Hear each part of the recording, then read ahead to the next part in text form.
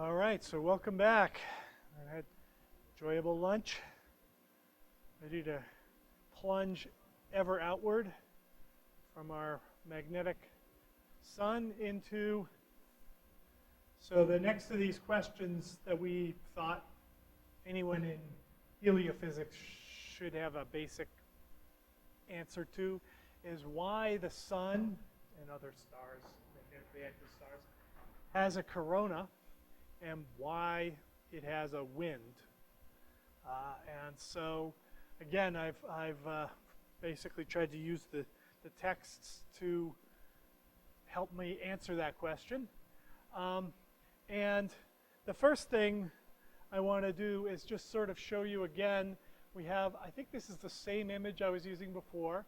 This is, sorry, I didn't go into great detail, but it's basically a visible light image of the sun on a particular day with little tiny specks, which are the sunspots. You barely think they were worth talking about. Over here is this magnetic field map. Again, white field is coming towards you, black it's going away from you. This is the kind of image that you see all the time, or I see all the time. I'm sure most of you have seen it in some way or another. I've seen it reproduced on wine bottles. So it's made its way to a lot of places. It is made in the extreme ultraviolet, this one by the AIA instrument on Solar Dynamics Observatory. I want to go into lots and lots of details. The basic thing, though, is to notice that you're seeing places where, well, first of all, what you're seeing in this particular image, because it's 193 angstroms, is all 1.5 million Kelvin.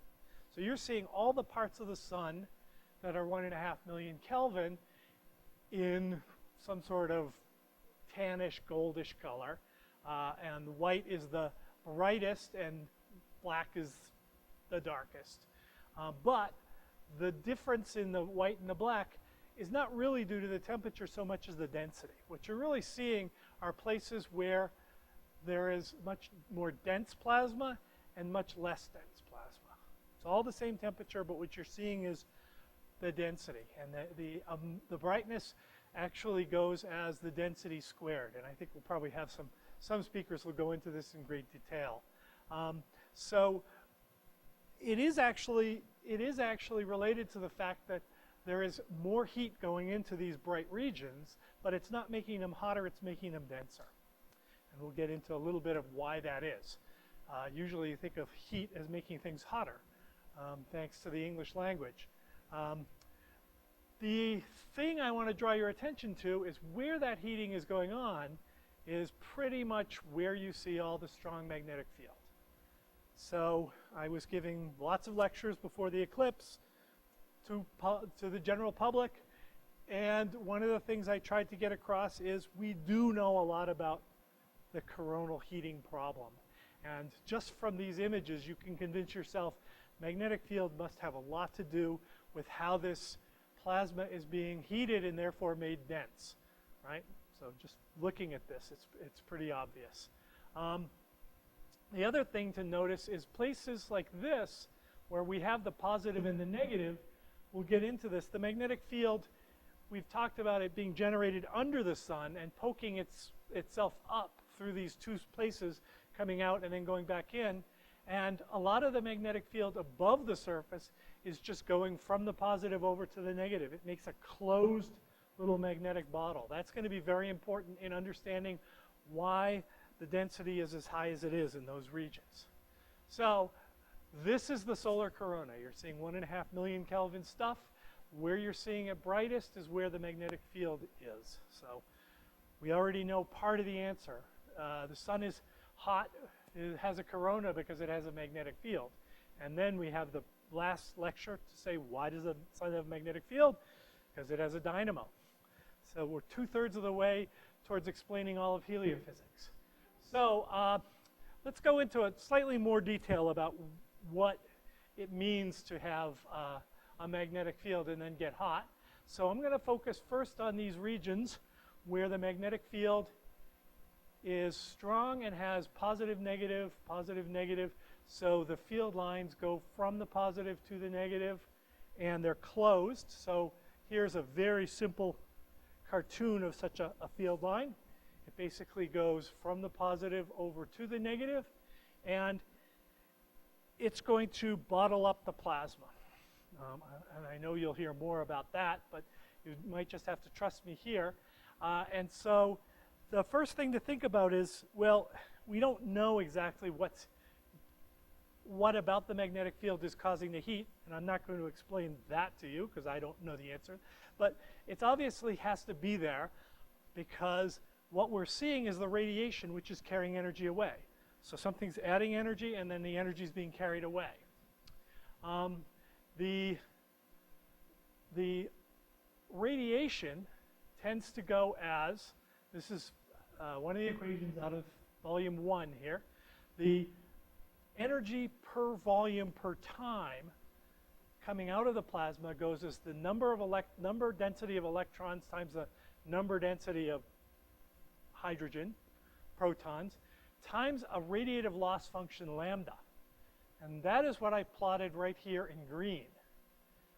And that just has to do with the fact that in order to cause this radiation in this very hot environment, plasma or electrons collide with ions of some kind. The only reason I put NH here is we then multiply by the abundance of each element, which we know as a multiple of hydrogen, right? So we just use hydrogen because we can count everything based on that. And every collision, not every collision, there are photons emitted once per so many collisions, and that's what lambda of t takes care of. How many times will photons of each wavelength be emitted per collision? And the product of densities is there to tell you how many collisions there are going to be. That's really the basic physics that goes into this.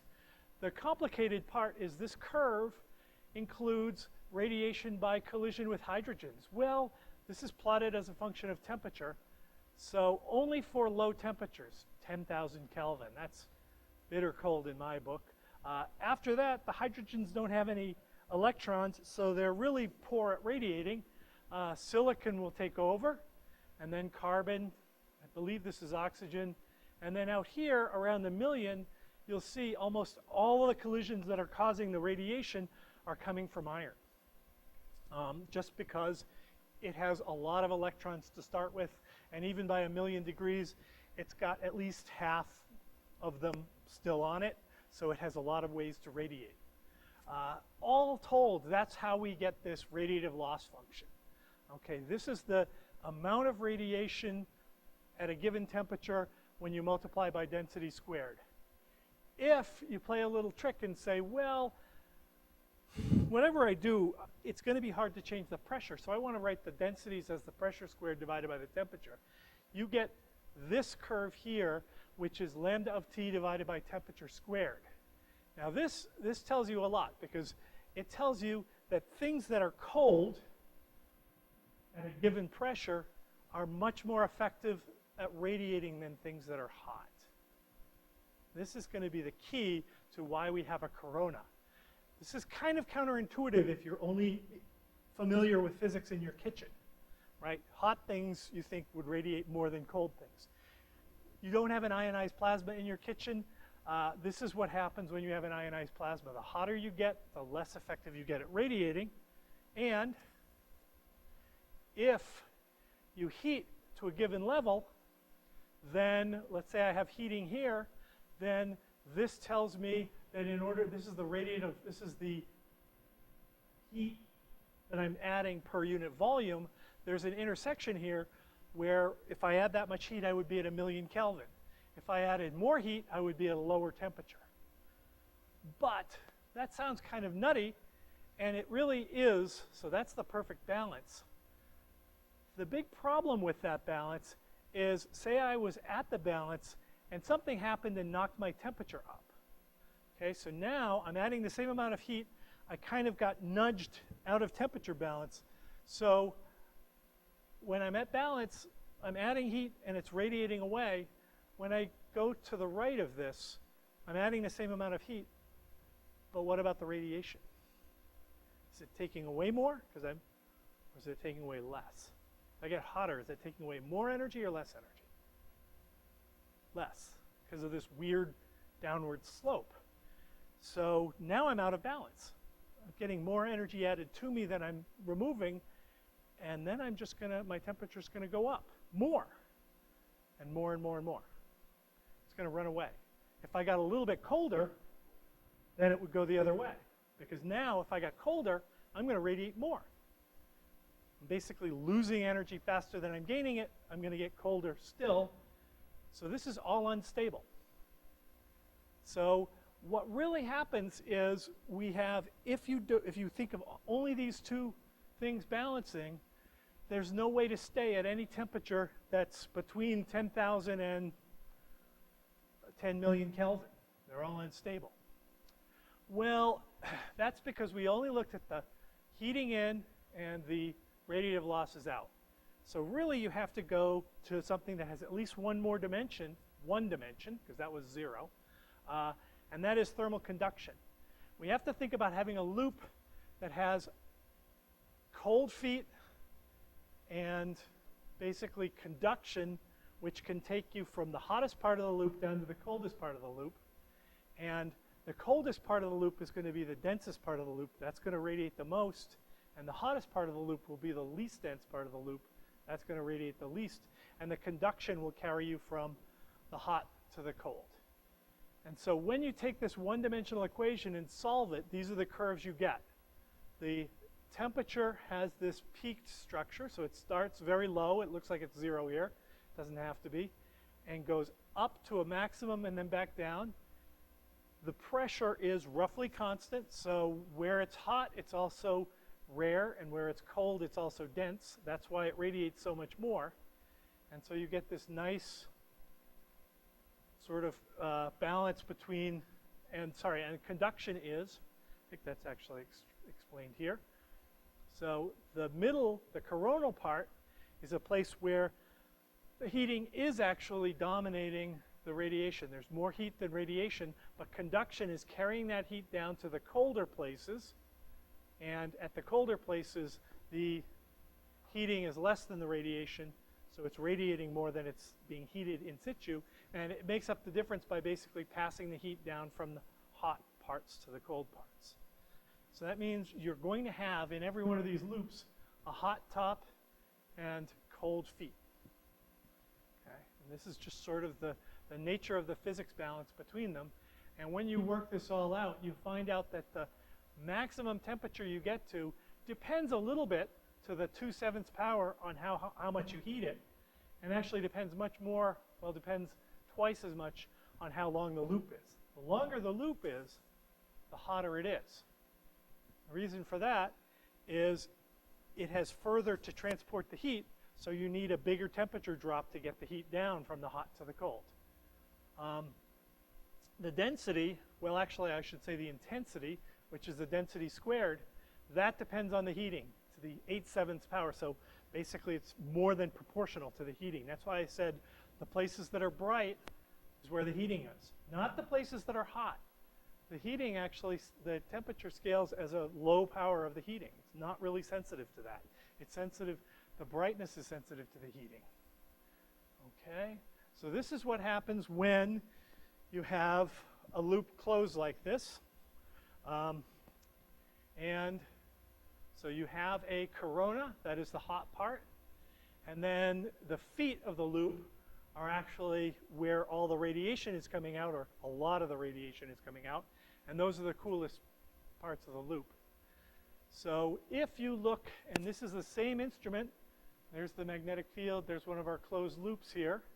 So this is a different wavelength. This is mostly 2 million Kelvin plasma, and you see the loops, the little loopy structures there. This is 1600 angstroms. This is actually sensitive to 100,000 Kelvin plasma. That's down here, 0.1 megakelvin. That's just the feet. So all you see here are the feet of all those loops. This is the chromosphere. Okay? So you have a corona, you also have a chromosphere. I was asked how we tell what the strength of magnetic fields is on stars. This shows you how it is indirectly. If you observe this, 1600 is still not something you can observe from the ground, but you can observe calcium H and K, 39, 3940, I think, angstroms. Similar kind of pictures. You see the feet. That tells you if there are feet, there must be loops. If there's loops, there must be magnetic field. And of course, there must be heating, but I haven't told you why, but magnetic fields always seem to heat up coronae. Okay, so this is sort of the picture of why there's a corona. The super detailed picture, Kara, this is still one of the better models of this. Vernassa and Reeve, Vernassa et al., shows as a function of height from the photosphere, this goes backwards, from 0, the temperature dropping and then going up. Why do I say photosphere here? I think this is out of whack. This is actually the chromosphere right here. And this is the steep drop that comes from connecting to million Kelvin corona down to the chromosphere. This is the chromosphere. This is called the transition region. Okay? You can see there's sort of a very cool part, 4,000 Kelvin right there, the temperature minimum. This is the thing we're trying to answer, the transition region and the corona up above there. Okay? So another piece of evidence sort of to close the loop on why stars have corona. Well, it's the magnetic field. Here is a plot of the amount of radiation coming out in X-rays as a function of the magnetic flux, magnetic field times area of, and here we have a bunch of just small little features in the quiet sun or the coronal holes. This is X-ray bright points in the quiet sun. This is whole big clusters around sunspots. This is the whole sun. You can see it's a log-log scale, but it covers something like, yeah, over 10 orders of magnitude. Really nicely proportional. Magnetic field is obviously related to whatever it is that causes the corona to be hot enough to emit X-rays. The more magnetic field, the more X-rays. Okay, so this is sort of a good picture of the answer empirically. Magnetic field must be causing this corona. And one of the byproducts of this, we talked about the fact that the sun's magnetic field generator is an AC generator. It has periods where it flips over and the magnetic field strength is sort of weaker. The magnetic dipole is lower, but the magnetic field strength is weaker. Number of sunspots is weaker. Here we have images made in the soft X-ray at 1996 when sunspot number was low, and then all the way through 2001, sunspot number is high, and then back around to when it's low. And you can see that as the magnetic field, sort of dominance of magnetic field ramps up, the corona has a lot more of these active regions, a lot more of this high density plasmas confined by the magnetic fields. And if you look over the same period at the total number of X-rays coming out of the sun, that is 1 to 8 angstrom emission, characterized by GOES, the brightness of the sun in that bandpass goes up by a factor of 50 because there is more magnetic field. That's the nature of that relationship we're seeing. So the brightness of the sun in X-rays varies dramatically from the minimum of the solar cycle to the maximum and back to the minimum. This is a very real and very important consequence of this relationship between magnetic fields and the corona. And one of the other things, I guess I was lying when I said I wasn't going to bring in my favorite area, that is flares. Buried in this curve, I traced out the sort of trend here, but there's all this noise around it, and this isn't really noise. These are periods when the sun emits far more X-rays, and these are known as flares. And here's one of my favorite flares, I call it the Earth Day flare, April 21st, 2002. And you can see that while in solar maximum, the brightness of the sun has gone up by a factor of 50, during the flare, it goes up by another 2 orders of magnitude. So the brightness in X-rays related very much to the amount of magnetic field. Flares are just a manifestation of that, just a sudden release of a lot more energy because the magnetic fields have been structured in such a way that they can convert energy very rapidly. But more importantly to our discussions coming up, what the sun does then, this is wavelengths, unfortunately plotted in nanometers, so not by an astronomer. And here we see a nice black body curve, so somewhere around the green line here, sort of 4,000, 5,000 angstroms is the peak of that. And this is the visible range that we see, I guess from there to there. Much shorter wavelengths, like we've been looking at here, extreme ultraviolet and X-rays. This is all coming from the corona. And so since the corona varies a great deal, the emission by the sun in this range is going to vary tremendously. So this is out of the textbook, out of volume 3. The blue is the actual irradiance. The green is the variability in that. And it's plotted against here. So here is 1% variability. So over the visible range, the sun does not vary a great deal, less than 0.1% for a lot of the visible range. For X-rays, we can see this is 100% variation. So that portion of the solar spectrum, because it comes from the corona, and because the corona is created by the magnetic field, which varies through the solar cycle, that portion of the spectrum varies tremendously over the solar cycle. So this is variation, maximum to minimum variation. I won't dwell on that portion, but I want to also point out that in addition to X-rays, we also get microwaves. We also get radio and microwaves out of the same plasma, this coronal plasma. So instead of looking at the number of sunspots, we can actually look at the emission at 10.7 centimeters microwave. What is 2.8 gigahertz? It's very close to what your microwave works at to cook hot pockets. So this is sort of the hot pocket cooking production of the sun. It really does track the sunspot number because it tracks the corona very well. Okay, I think that is as much as I want to say about the active corona, the closed coronal loops. We talked about a situation in which heat came in to a coronal loop and then had to be released by radiation. Conduction transports heat from the hot, poorly radiating parts to the cooler, better radiating parts. And that's really why we end up with temperature that can either be 1,000,000, where it's not radiating very effectively, or 10,000, where it effectively radiates much better, and kind of nothing in between, that big sharp jump.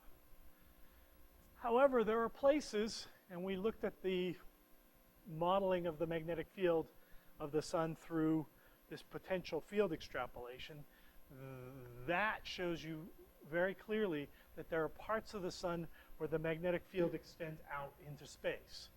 Open magnetic field lines, not closed like these, but open.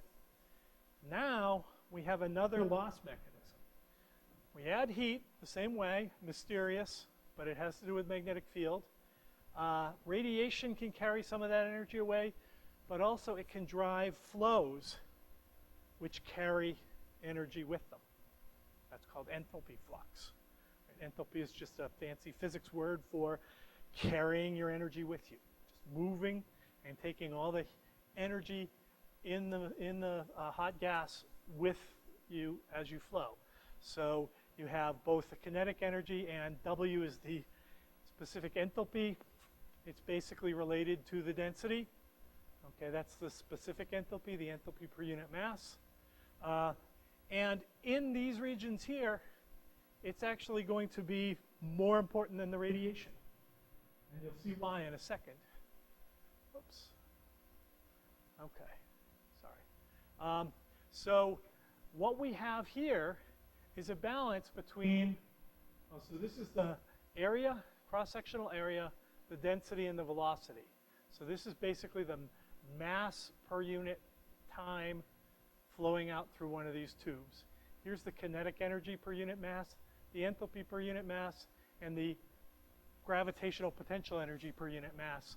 I've thrown away radiative losses. So this basically has to carry away all the energy. There's no, I think I dramatically eliminated those radiative losses, and so this is all we've got to work with. Whatever heat comes in has to be carried away, and this is the carrying away part of the equation. Okay? Now, one of the things is we're going to assume that along this entire tube, this rate of mass loss is fixed, and we don't know it yet.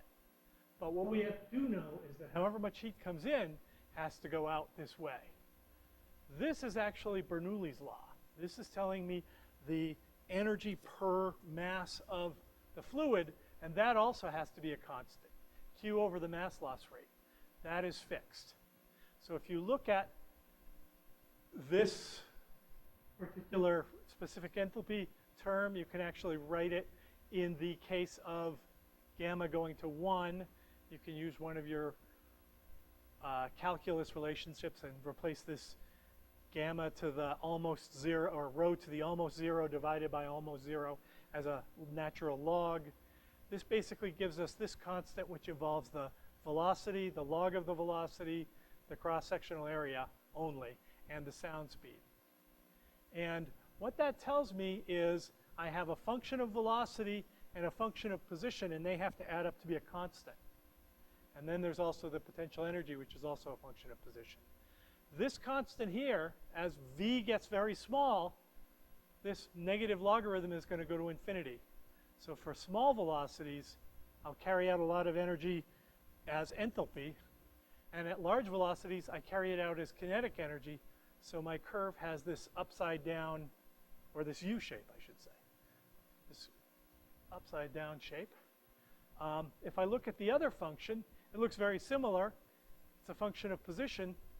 And if I assume that, say, this tube didn't have that weird shape, but it was a cone, so the area goes as s squared, and s is r, then this function is very similar.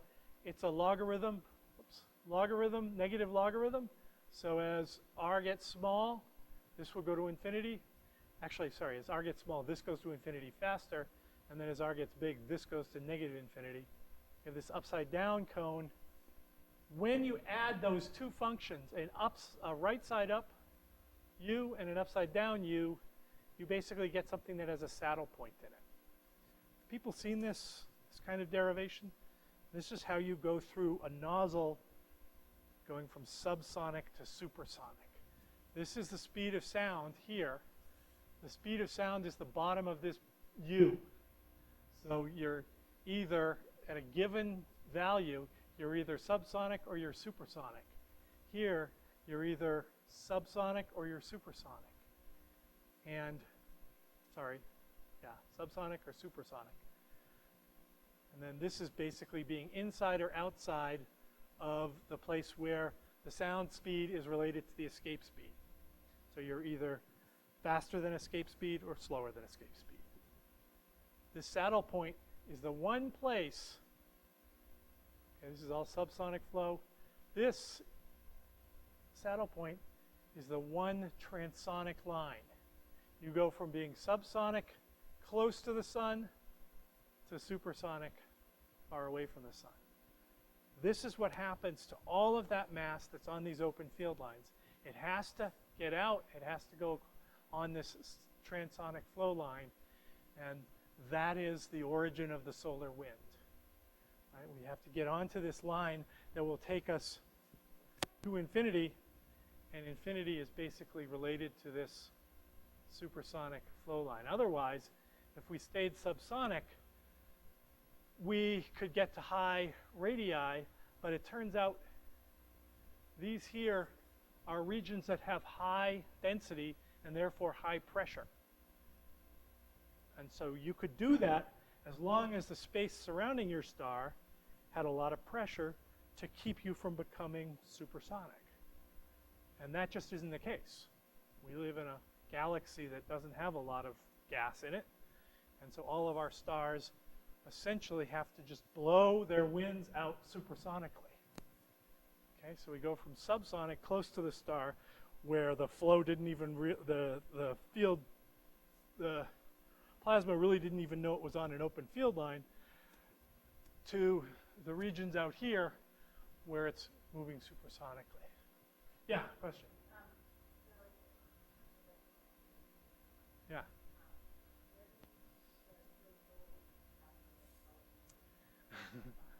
That's an excellent question. I think I'm going to get a little bit more into that.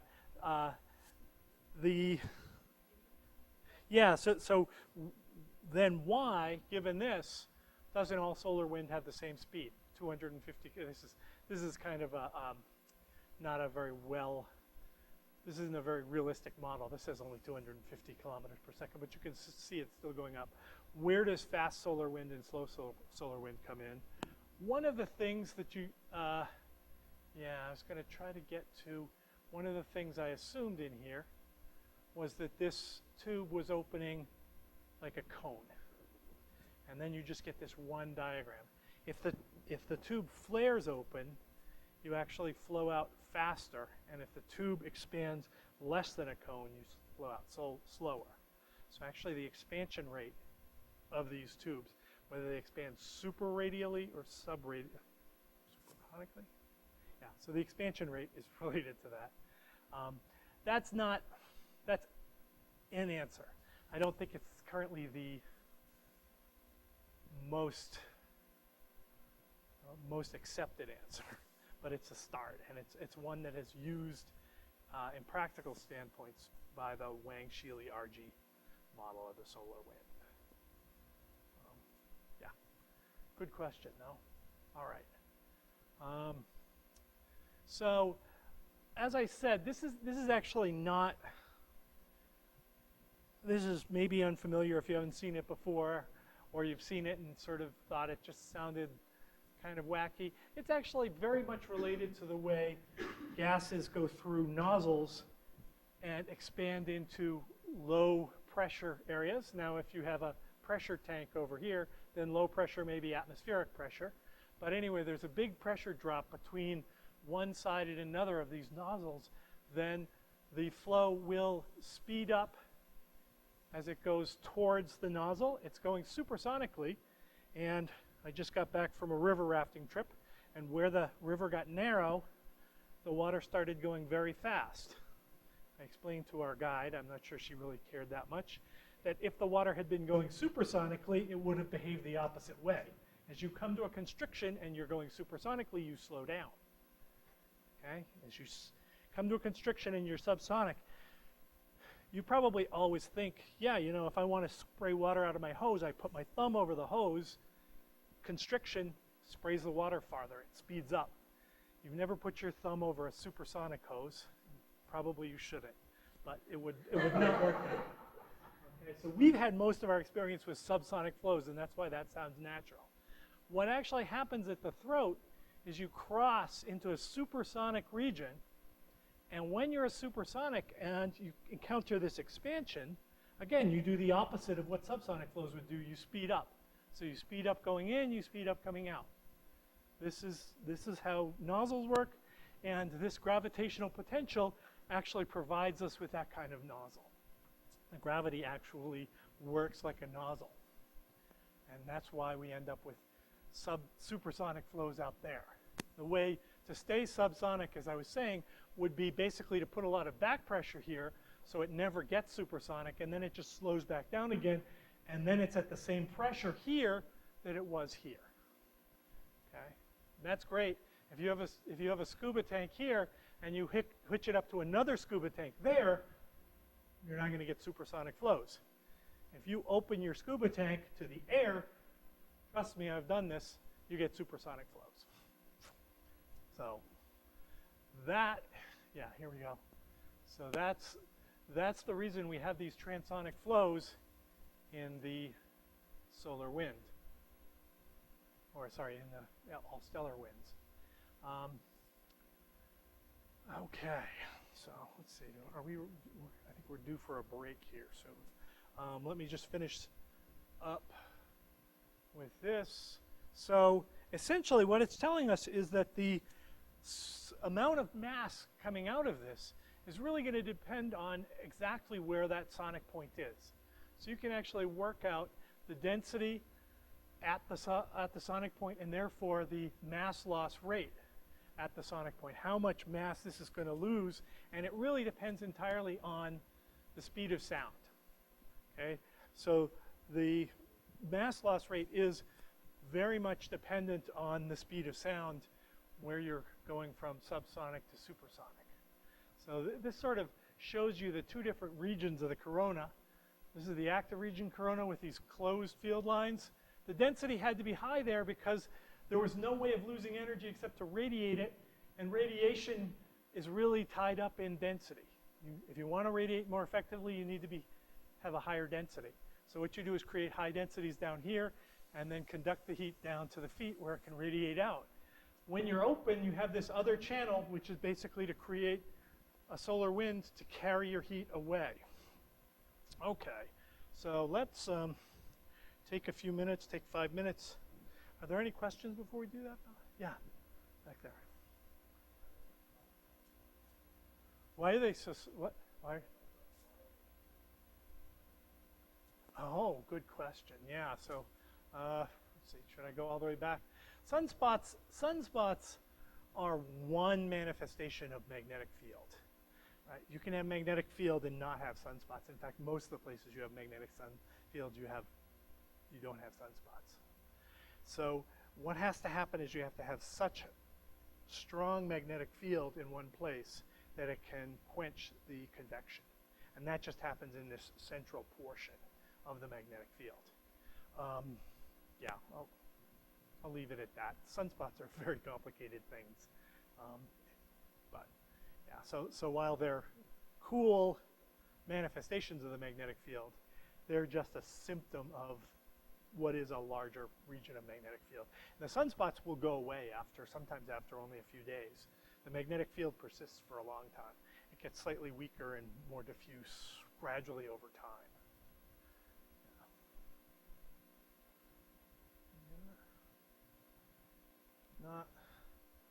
Let's relax for 5 minutes. Come back here at 2:15. 2:15, yeah. And we'll pick it up from there. Here.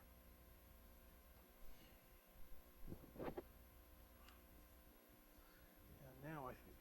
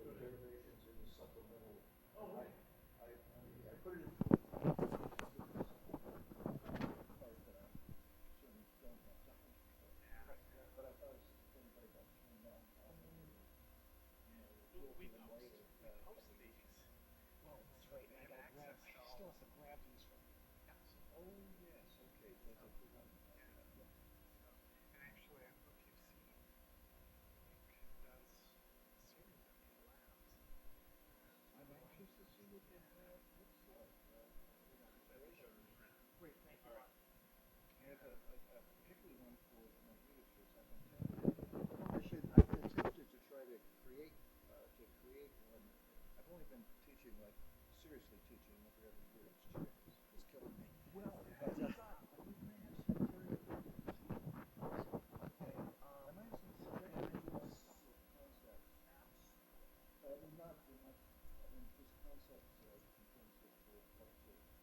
what you teach? Actually, how to do this, an application. I will send you the lab that I did. Okay. I refer to it as comparative. We basically take back to us a brutalized commodity rate. I won't tell, but trust me, it could be worse than what I just did. So I worked with the CCFC and done things like the solar wind, the ramp pressure way low. Basically, we scaled it with distance from the sun. That's actually what I wanted to suggest is actually for planets, when they talk about, another astronomical place, when they talk about the density, they don't talk, they calculate the so-called Arkin test density. Because the bigger the body, the more it tends to compress everything. So it doesn't make a lot, if you're trying to compare use density to say, oh, this is a water planet, this is an iron, mostly iron body. Right. This is something that's mostly magnetic. Right. And for us, Jupiter, massive, incredibly huge magnetosphere. You turn it into one of you, it comes down to size. Yeah. If you take the Earth, you tow it out to Jupiter. So like STP in high school chemistry. Standard temperature and pressure. Right, yeah, well, So that's what you mean by well, it occurred to me because of but that's our us. We also do, I'll talk about the variation in magnetic quantum is plasma betas in the solar wind and how that has a huge effect on the dynamics.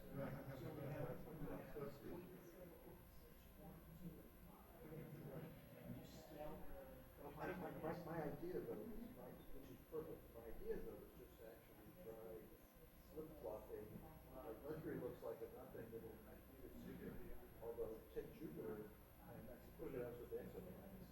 So it is, so it's under an outdated terrestrial magnetosphere. To put it in there is really right. I guess you're suggesting take the Jovian magnetosphere and put it in the same pick a distance, for example, just put all on the same one. Okay.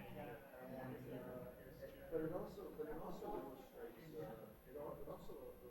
the impact of the upstream parameters. I haven't seen a study with that, so it's like a new cluster CCXC.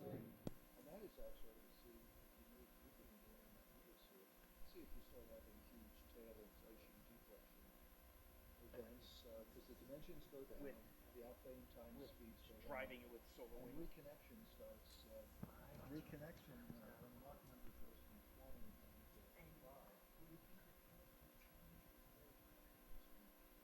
No, actually, I would do the dipole exchange the same, but you change the solar wind parameter. Change your, okay, so you change, solar phase number. Is the difference between Earth and Jupiter dipoles? There's a lot more to it. No, but in this simple experiment, you're saying, Okay, take the dipole moment of Jupiter, put it at 1 AU. that's easy. Matter of fact, That's the easy nice to do. cool thing would be actually to put all the magnetized planets at 1 AU with 3 tenths of an AU, and also then put them out at 5. So okay, so we could have a sequence of runs. This is eminently doable. So it's something to talk about for next year. That's right, we do know enough now. See, I'm at the very end, I'm getting the education for this one. I do everything I have backwards. Do you need to get started? Yeah. 2 minutes. Can- No, I wasn't going to do anything. Okay. Okay, yeah.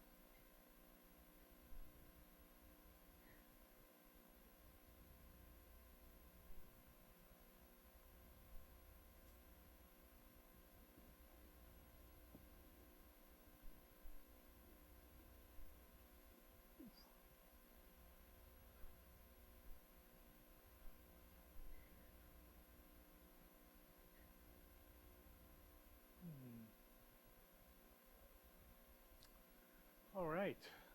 Still missing some people. Maybe used to be our sound system was on in the coffee room as well, so they could hear that things were ramping up again. I don't know if they've done that this year. Oh, yeah. That's what was wrong with the lights, I guess.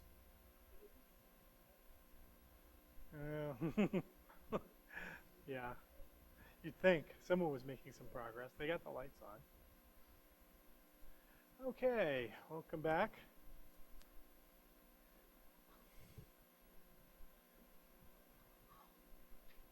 So this is where we left off.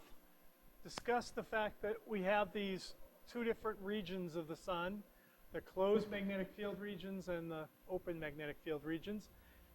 That kind of left unstated the issue of why we have both. And here I want to go back to our old friend, the potential field source surface model. Remember, this is the idea that in the region, in the corona, in the region above the surface, the atmosphere has low enough density that the currents can't be too terribly strong. And if that sounds like a sort of a rationalization, it sort of is. It also goes to the fact that this is the easiest problem to solve, one we all learned to solve in graduate school. E&M, if you're a physics graduate student, essentially if your curl of your magnetic field is 0, then you can write it as the gradient of a potential. Physicists always like to put this minus sign in there because it reminds them of all the other potentials they've seen. And if the magnetic field is divergence free, then this potential has 0 Laplacian. It's harmonic. Now, the way we want to solve for the magnetic field around the sun and going out to the solar wind, we actually solve this in kind of a spherical annulus. We have the solar surface where we have these beautiful maps, and we can unroll them the way I talked about and actually figure out what the magnetic field is there. In the region around the sun, we don't really know how to do that, so that's why we're making use of this potential magnetic field. And then we have a region where the solar wind will be moving outward, and the magnetic field maybe is directly radially outward. It's purely radial. It's just pointing straight out. So this is R sub 0 is the surface of the sun. R sub S is this source surface, as they call it. And if B theta and B phi are 0, then the theta and phi derivatives of chi are 0. So basically on that surface, chi is a constant. And why not make that constant 0? So basically the Laplace's equation we're trying to solve has Dirichlet conditions, because I know what the magnetic field is down here, or sorry, Neumann conditions, I know it's radial gradient down here, and Dirichlet conditions out here where it's taken to be 0, the potential is. So the solution is a little more complicated than the one I was showing you before. We have the 1 over r to the L plus 1 term. We always have the spherical harmonics.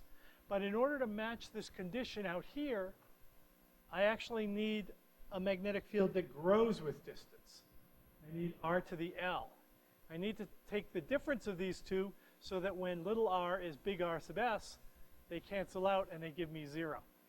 So within these source surface models, we have both decaying and growing magnetic fields. Okay?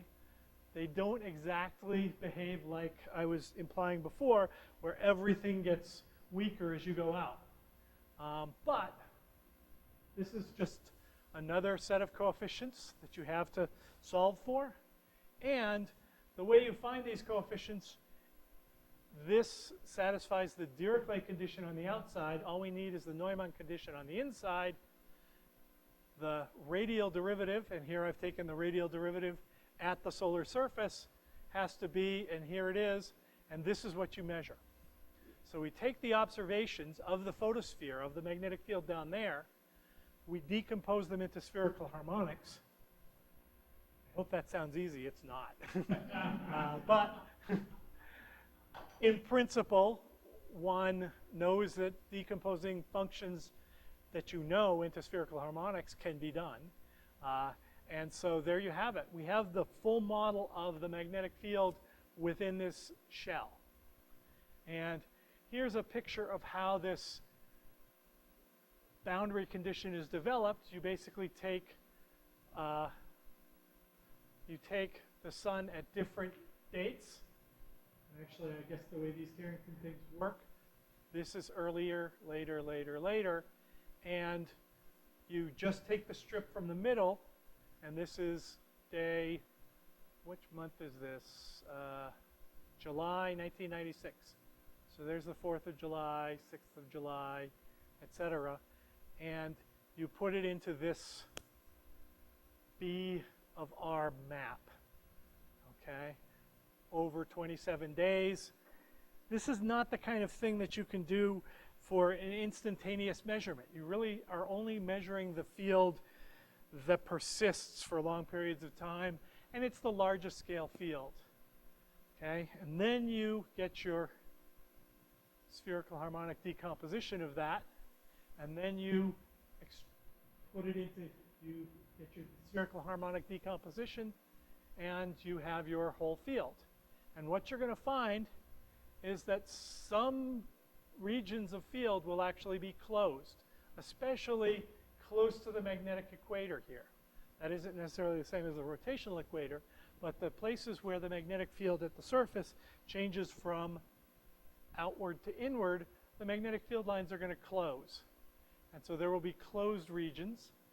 And then out near the poles, where everything seems to, in this case, be going out near the North Pole or in near the South Pole, this extrapolation will give you field lines that just go straight out. So you have the surface down there, and this field, this potential field source surface model shows you how that maps out to a region where you assume the solar wind originates. That's why it's called the source surface. It's the source of the solar wind. Everything outside of that is all open. So the distinction between open and closed only applies in here, and then above that everything's closed. You can look here where the magnetic field barely, just inside here, it's barely closed, and just outside it's just open. And then that place there where the radial magnetic field vanishes at the source surface, and we already know its other two components vanish, so all three components vanish. I told you that never happens. It does happen right along this line. This is the heliospheric current sheet, the place where the magnetic field goes from being outward to inward on the source surface. This is actually, sorry, this is what it looks like on the surface. So that's the place where it changes on the surface of the sun, but you can see there. So these open regions are the coronal holes, and this is the coronal hole boundary, the region in the corona between open and closed. And here's a version of that too. You can sort of see this is a more realistic version. Okay? So we've assumed, actually, this is the one thing that we assume in this model, that the magnetic field becomes purely open at this one radius r sub s. Okay, this is just, in order to make a model like this, you just have to make that assumption. This is a model, I think, yes, we work with PFSS models in at least one lab.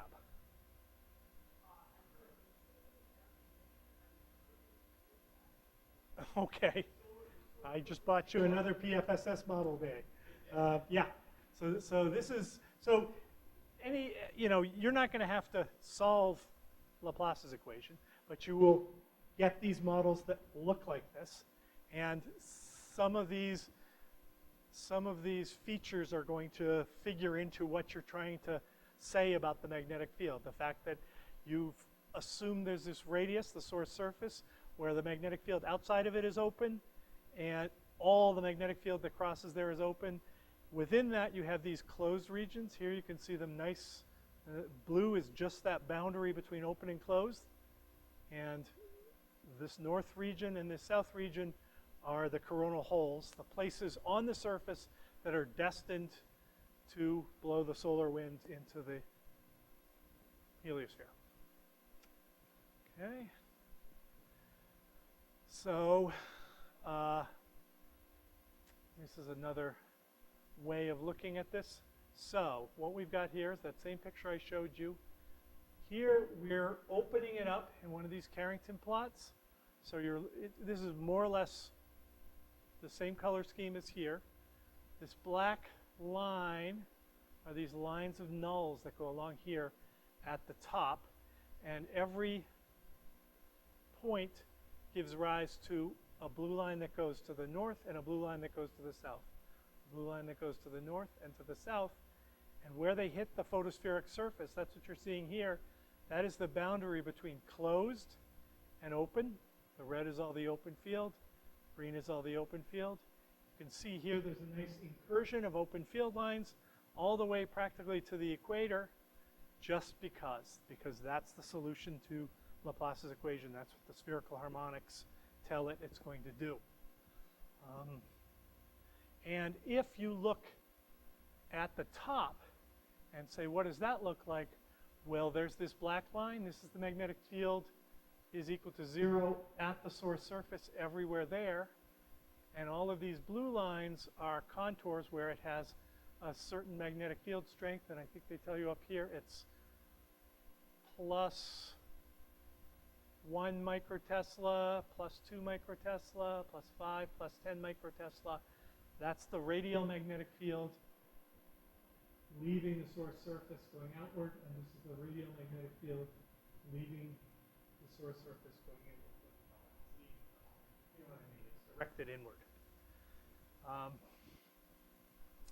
This is all from this original map. So you can sort of see what's causing this big incursion actually is the fact that there is a strong magnetic field there.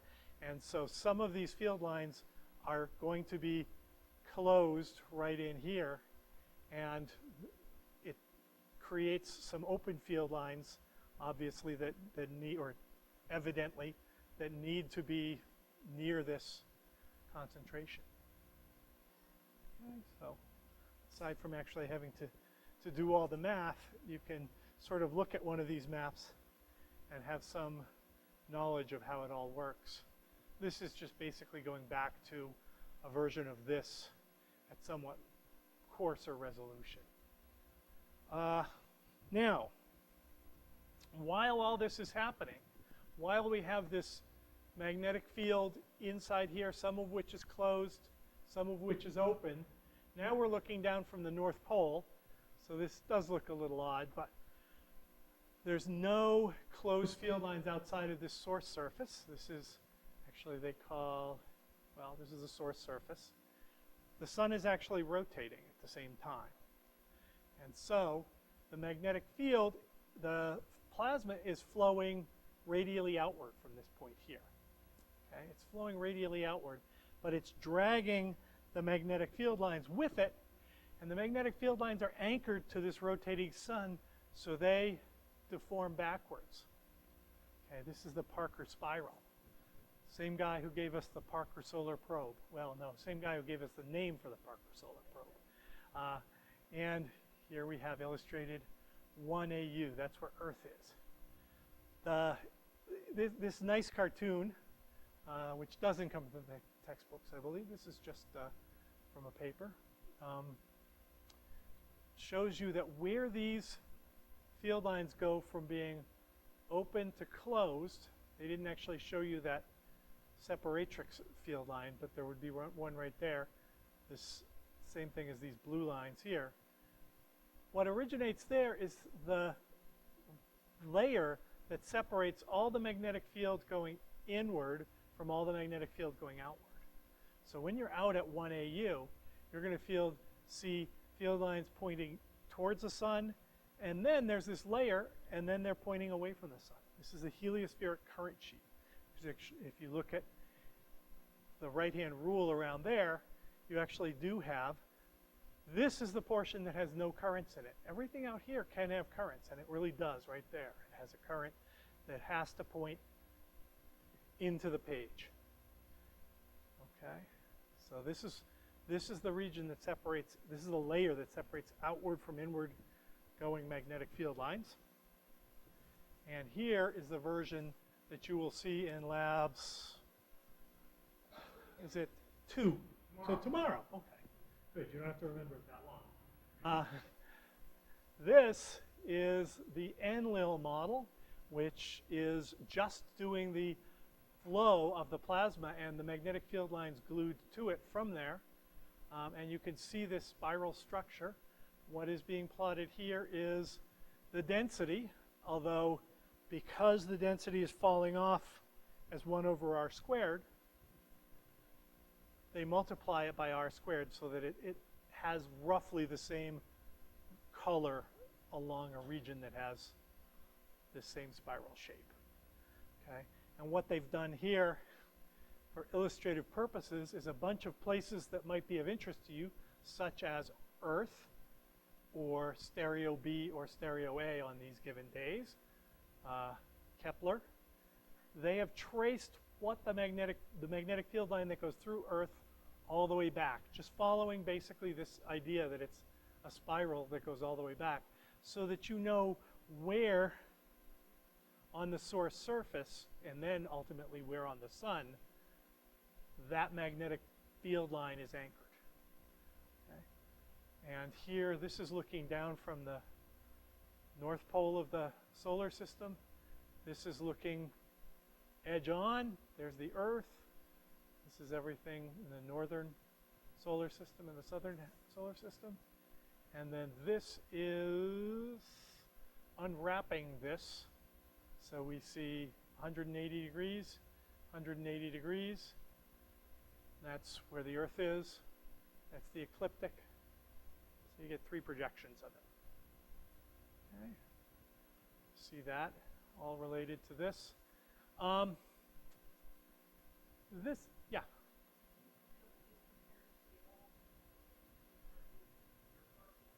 Oh, yeah. So, right. This is not to scale. This is nicely done as a cartoon. This is 2.5. Just traditionally, people have played around, not traditionally, empirically, they played around and found one of the better places to set this artificial boundary is 2.5 solar radii. So that's 1 solar radius to there, 2.5, that's roughly good. Does anyone know how far away the Earth is in solar radii? What? Thank you. 215? Yeah, I always say 200, but that's a more precise answer. 215. So almost 10 times as far as that. This is not to scale. NLIL probably is to scale, right? So there's the Earth. There's 1 AU. No, the Earth is not. The Earth is a big yellow dot. But that's 1 AU.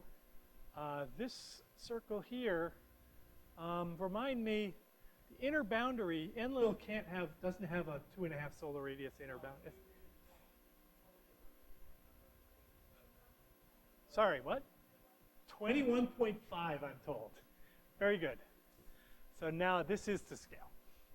So this is 10 times that. So it's exactly 1/10 of an AU. Yeah. So yeah, half an AU, 1.5, 2. Is that Mars right out there, a little past 1.5 AU. I think NLIL can actually, it does extend further out if one wants. All right. Okay, there you have it. Going out to Pluto. So the next thing to think about is this kind of confuses this is the North Pole here, and you see it looks as if the dipole axis of the sun is at 90 degrees. Now, that's not impossible. It's not the most common situation, but the dipole axis, we talked about the fact that the dipole moment is just 3 numbers that come out of this turbulent dynamo. So why should it be aligned with the North Pole? It's not. And it changes. And we've seen how it changes. That means the heliospheric current sheet changes, and here's a famous picture reproduced in your textbooks of what that heliospheric current sheet looks like as it gets wrapped into a spiral by the solar wind. And it has this up and down shape. So here we see it tilted quite a bit, and here it is closer to aligned with the North Pole. So there wouldn't be as much wobbling. And this is a case where this is at the heliospheric current sheet, at the source surface. There's the heliospheric current sheet.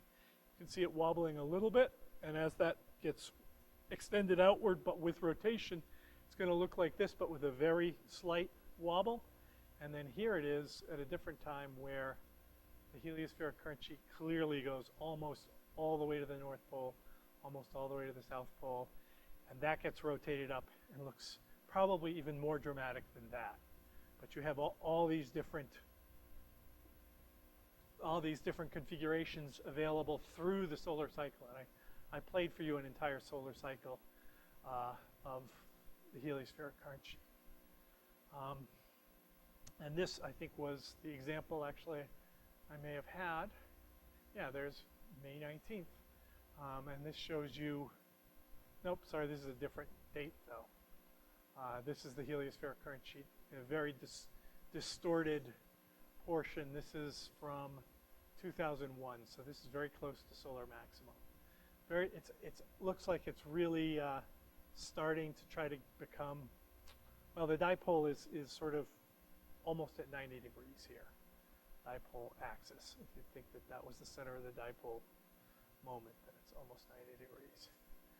And I think, actually, this is just another version of this. I made the movie, and so I wanted to put it in as many places as I could. And you see it becoming deformed, becoming quadrupolar, and reversing. And you can imagine what that heliospheric current sheet would be doing all this time. It's just flipping all the way around and then coming back to rest close to the equator sometime around 2009. Yeah. Oh. Oh.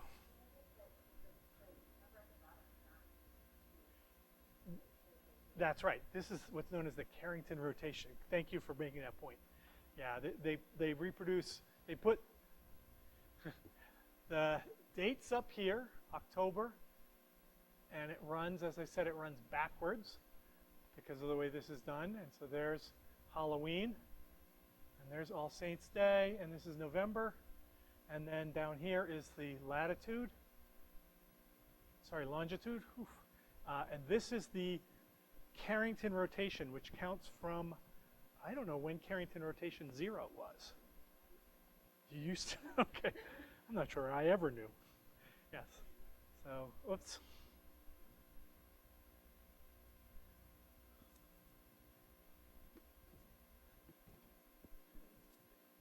Is it? So it was probably close to when Maunder was, well, Carrington was settling on these. Right, and I think at this point we're seeing that this plot again. This is just the dipole moment, remember, and here I've labeled the dipole, the z component of the dipole moment vector. This is when it's less than 0, when it's greater than 0, when it's less than 0. So here I'm again taking these three numbers, turning them into a vector and saying, plotting just the z component, because that's the one that's perpendicular to the ecliptic.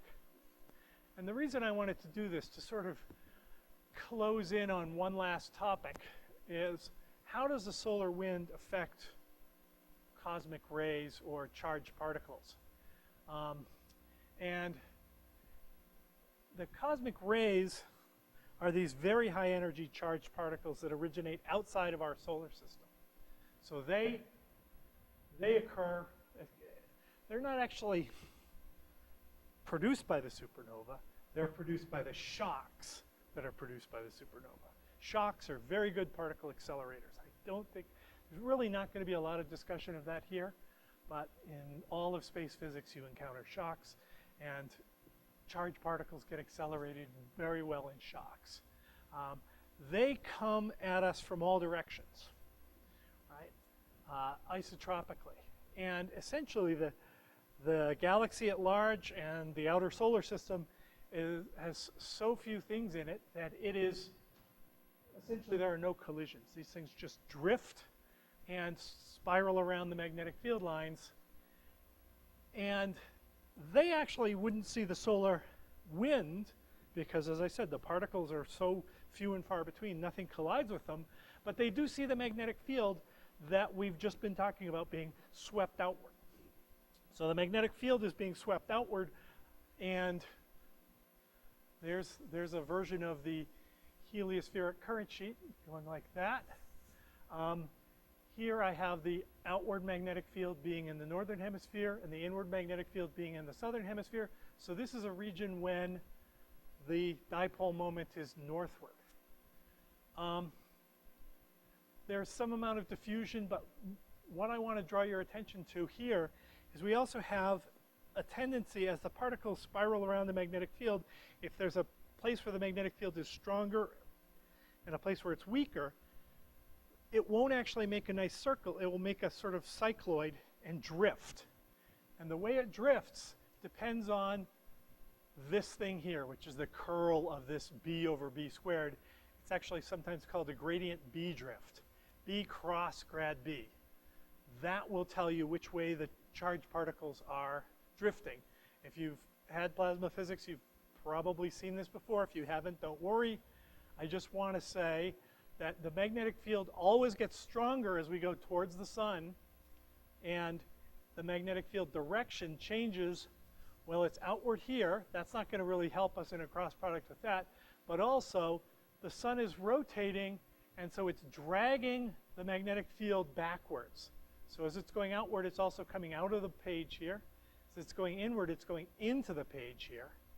And so I think I've illustrated this here. Oops, did I not?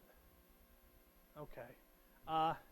What this is going to do in this particular case is B out of the page, cross grad B, it's going to produce a B cross grad B. It's going to produce a flow that has one component anyway that is in along the axis of the solar system. So these cosmic rays are going to come enter our solar system moving along the rotational axis of the sun, and they're going to drift out along the heliospheric current sheet. However, when we reverse the direction of the dipole moment, we will not reverse the direction of grad B, but we will reverse the direction of B. Right? So when D flips over. And so what will happen is then we will get propagation in along the heliospheric current sheet and out along the axis. That actually means cosmic rays enter our solar system in different ways when the sun's magnetic axis dipole moment is north than south. And you can see, if you monitor the rate of cosmic ray incidence, this is from the Climax Observatory. This is only protons above 3 gigavolts. And the thing is, they typically call this a rounded peak here and a more level peak here, much more level here. These are the periods of solar minimum where the magnetic field is the most organized, and these cosmic rays can drift in, because when it's totally random, it just sweeps them all out. So you get the lows at solar maximum, and you get the highs at solar minimum, but you get a different kind of high at a negative dipole moment than a positive dipole moment. So this shows you how the cosmic rays actually do one thing that's fairly counterintuitive. I know people here have talked about the value of forecasting space weather for helping astronauts avoid catastrophic dosages. These cosmic rays are not healthy things to be around, and it turns out the best time to avoid them is solar maximum. The sun's most active, but the solar wind is so confused and complicated that it's sweeping all the cosmic rays outward. When it's ordered like this, yeah. Oh, Back is actually forward, but that's okay.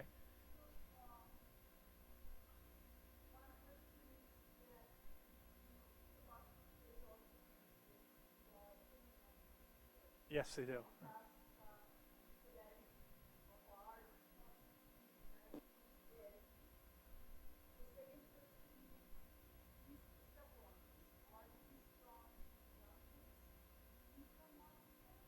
Yeah, I think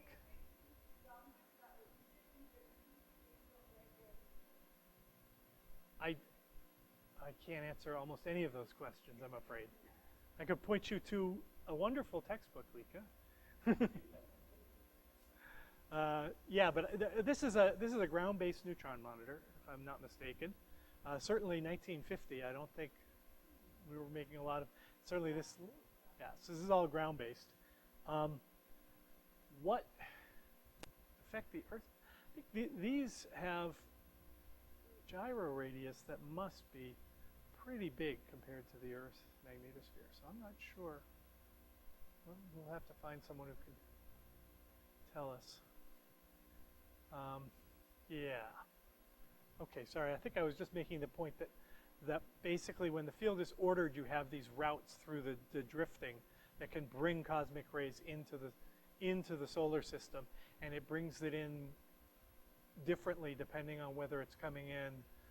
This is when it's coming in through the heliospheric current sheet. This is when it's coming in through the poles. Poles being like this. Okay. And then a similar kind of thing.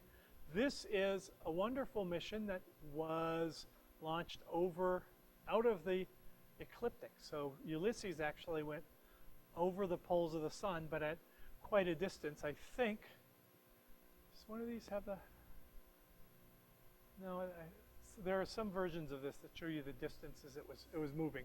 But what is plotted here is a nice graphic of the sun. This is solar minimum here, you can see, just from the picture. It looks sort of like solar minimum. What is being plotted in the radial direction is the speed of the solar wind. So as you go over this, which we would have said was, oh, this is the North Pole where all of the magnetic field lines are open and they're expanding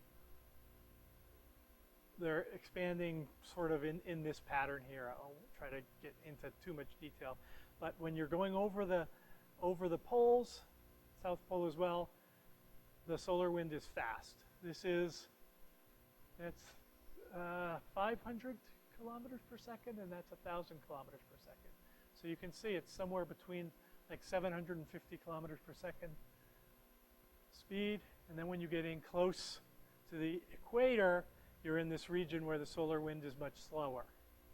Okay, so this is a slow solar wind, which we were hearing about. So fast solar wind, slow solar wind, solar minimum. When we get to solar maximum, they've given you here the sunspot number. And, okay, yeah.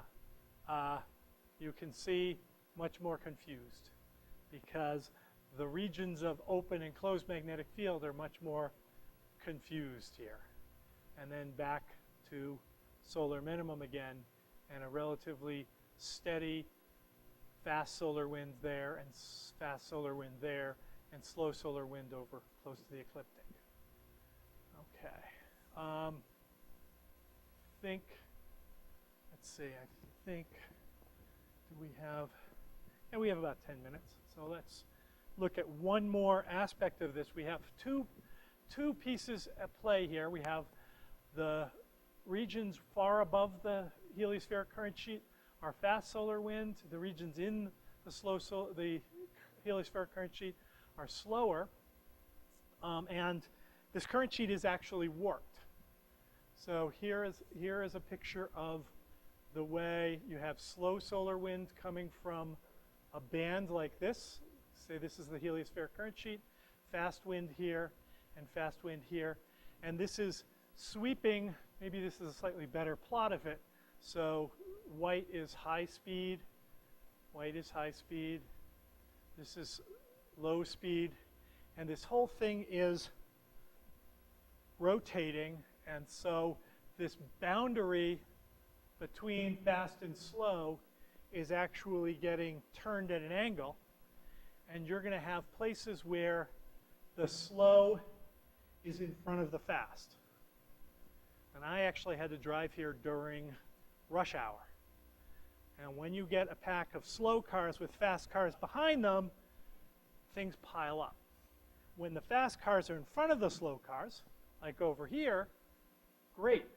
The fast cars go faster, the slow cars stay behind, things spread out. So you get compression and you get rarefaction. So this is known as, this is a co-rotating interaction region, a place where the fast solar wind is overtaking the slow solar wind, and it actually steepens this compression.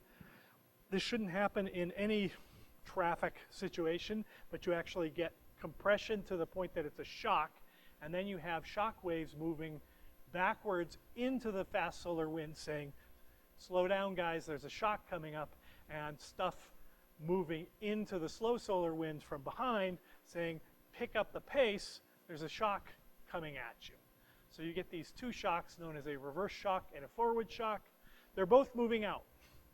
Okay, one is just moving faster than the wind itself, and the other is moving slower than the wind itself. And this is the kind of thing, persistent structure that you see in the solar wind propagating outward. So here it is sort of shown in more of this cartoony picture. This is the slow solar, this is the slow solar wind. This is the fast solar wind behind it, compressing it, causing the shock waves like that. It's a picture of how that looks as far as the speed. You can see the fast stuff getting caught behind the slow stuff, steepening, and then eventually turning into a region where it's the actual shock wave is moving outward but slower than the solar wind. So in the solar wind's frame, it's moving backwards, even though it's still moving out. And then this is the forward shock that's moving outward. And this is what happens to the density. This is the pileup of those cars that are causing that interaction. It's propagating in both directions. Okay, so here's a sort of big cartoony picture of our whole system. We have that radiation zone, the convection zone, the corona. We see the density just falling off as you go from the center of the sun out. Eventually, we're going to start talking about what happens when the wind actually encounters a planet like the Earth. It's actually going to pile up. We're going to get some high densities there. It just keeps falling off, though, everywhere else as 1 over r squared, until you reach that edge of the solar system, the termination shock, where essentially it again encounters something moving much more slowly than it is, and it shocks. Okay? These two places are places where the plasma actually originates, that is in the Earth, and we'll hear about that. And of course, we've already discussed why the solar wind was created. The magnetic field, this is where the dynamos are. You see the magnetic field going from 10 Tesla, 10 to the 5 Gauss, somewhere in the convection zone, then falling off in the corona, and then we have another dynamo here in the Earth generating a magnetic field, falls off there. And finally, most interestingly, the temperature. We talked about the fact that the corona is hot because the magnetic field has this mysterious heating property. We have this transition region where the heat has to be moved down from the hot corona to this surface layer, the chromosphere, in order to radiate away. We have a second peak. That's actually the nuclear fusion in the core. That's the coronal heating problem right there. This we're going to hear about later. The interaction of the solar wind with the magnetosphere creates some shocks that really heat the plasma up. I put 10 to the 7 in quotes here. The way this plasma has so few collisions, you really don't get to a bona fide temperature. You get to high energies that would have that kind of temperature. So this is places in this solar system where we have heat. And then we have these anomalous, these cosmic rays coming in from outside. Well, this is the, okay, so I'm going to skip over that last bit of how this all plays out to finish on time. Basically, the answer we had from the very beginning, the corona is there because of heating. It reaches a high temperature because the radiation alone can't balance the heating, and so we need to create a temperature gradient so that the heat can go down to a place where it can be effectively radiated. That requires the conduction. More heat is going to give you higher density. It's not going to give you necessarily higher temperatures, which is what we see in all of our nice coronal images. We get a solar wind when there's another way to lose energy, that is through enthalpy flux. Energy is carried away in the solar wind. That's its response to heating. And this is what creates that whole heliosphere with all these wonderful Parker spirals and co-rotating interaction regions and shocks at the various planets that it runs into. All right. I think that is our first 3 hours of sort of very surface level discussions. We're going to start starting tomorrow getting into more detail. Any questions on this surface level understanding of things?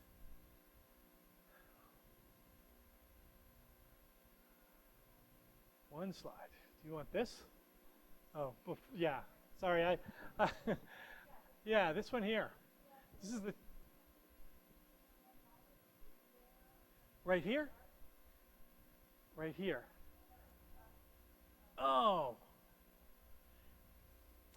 Why did I put a dip like this here? Oh. I think maybe I'm being glib. This is just basically the Earth's atmosphere. This is just, you know, the temperature of stuff in the Earth. Right? I didn't think I had much else to compare it to. It's just the Earth and its atmosphere. It's not that hot. This is the interesting part. This is going to be the magnetosphere. And yeah, mostly the magnetosphere is what I'm trying to illustrate here, MS.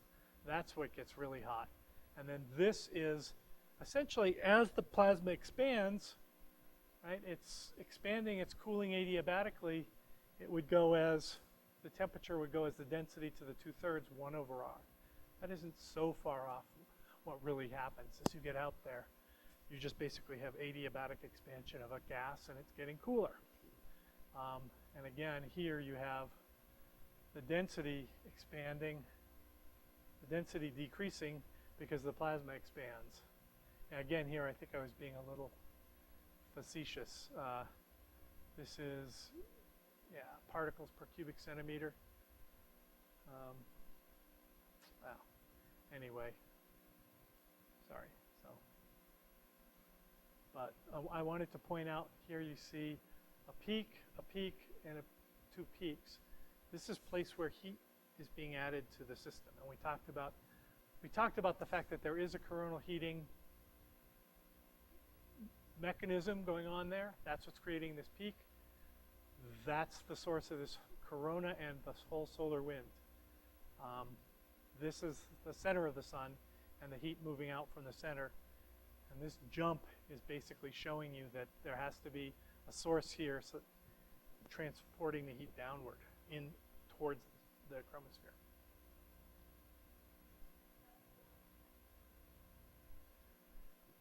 Coronal heating? Should we take a vote? Nanoflares?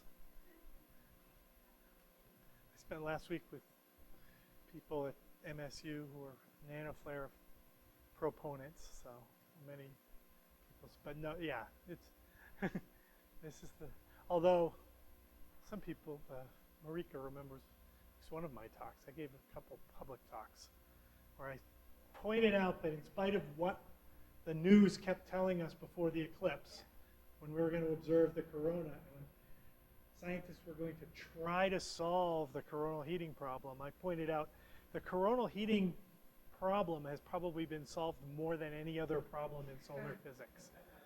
And I'm sorry, all of physics. So, so I actually think it's the most solved problem. It's just that nobody can agree on which solution is the right one. But that's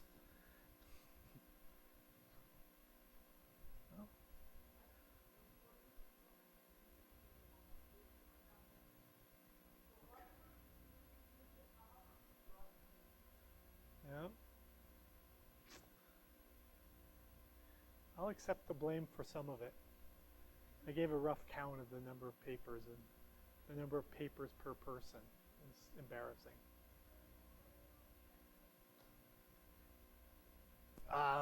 Yes, I hope.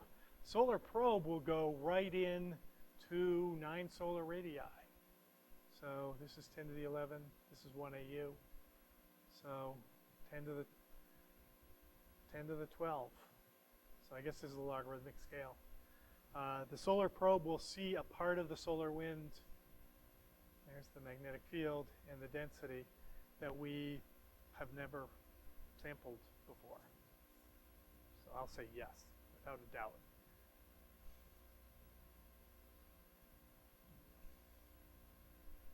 I think Stuart Bale, I've forgotten, Friday, Stuart Bale, who's a PI on Solar Probe, one of the instruments, will be here to tell us much more about that. And we can get him, last I heard, August 6th launch, right? Okay. Well, of course. Okay. All right. Thank you very much. Let's take a break and reconvene in half an hour. Oh, and I was meant to tell you, so what we should do, we have half-hour coffee breaks. Coffee's over there. Posters are all out there.